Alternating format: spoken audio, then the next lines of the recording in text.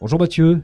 Bonjour Bertrand. Ça y est, l'école polytechnique se met aux startups ou c'est simplement un effet plus visible avec X-Up? L'école polytechnique renforce son implication dans l'entrepreneuriat et approfondit les différents outils que nous proposons aux entrepreneurs qui décident de se lancer. Qu'est-ce que vous avez mis en place depuis quelques temps, depuis quelques mois ou quelques années à Polytechnique pour justement accompagner tout ça? Alors il y a quelques années, effectivement, il y a 5 à 10 ans, on a commencé à mettre en place des masters qui préparent en totalité ou en partie à l'entrepreneuriat. Il y en a 3 déjà. Exactement, 3 aujourd'hui. Et puis au-delà de ça, plus récemment, depuis 2 ans exactement, on met en place différents outils, l'accélérateur X-Up que vous venez de citer. On renforce la pépinière d'entreprise, on développe un bâtiment, un lieu 100% dédié à l'entrepreneuriat et l'innovation. Ces jours-ci, vous inaugurez vos 2500 mètres carrés donc de ce nouveau lieu. Tout à fait. Qu'est-ce qu'il va y avoir un peu concrètement dans cet espace? Alors, dans ces 2500 mètres carrés, bien sûr, il y a l'accélérateur qui tient une place centrale dans le lieu. Il y a l'incubateur, la pépinière d'entreprise, en fait, X-Tech. Il y a un grand espace de prototypage accessible aux accélérés, aux étudiants, aux élèves, aux startups qui viennent dans le lieu. Et puis un grand espace central au milieu du bâtiment, qui est un espace d'échange, de vie, de rencontre entre les entrepreneurs, les élèves, les anciens, les business angels, les investisseurs et les industriels qui viennent se connecter à l'écosystème. Et donc ce bâtiment, c'est vraiment un lieu d'échange, un lieu de partage et de rencontre. L'entrepreneuriat à l'école polytechnique rime avec innovation technologique.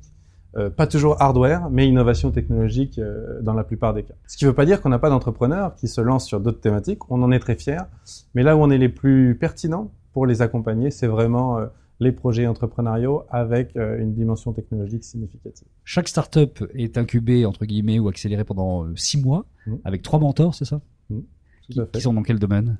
Alors, c'est 6 mois, renouvelables éventuellement une fois pour certains projets. Et 3 mentors, effectivement, c'est l'équipe qu'on met à disposition de chacun des projets accélérés. On parle de projets avec une dimension technologique significative et le pendant, c'est que dans bien des cas, il y a des besoins financiers qui sont significatifs et qui font que il faut aller le plus vite possible, avancer avec agilité et aller chercher de l'argent assez rapidement. Vous êtes notamment partenaire de l'incubateur HEC, dont on a vu qu'il avait réussi à fédérer tous les réseaux HEC autour des startups et que ça a vraiment bien fonctionné.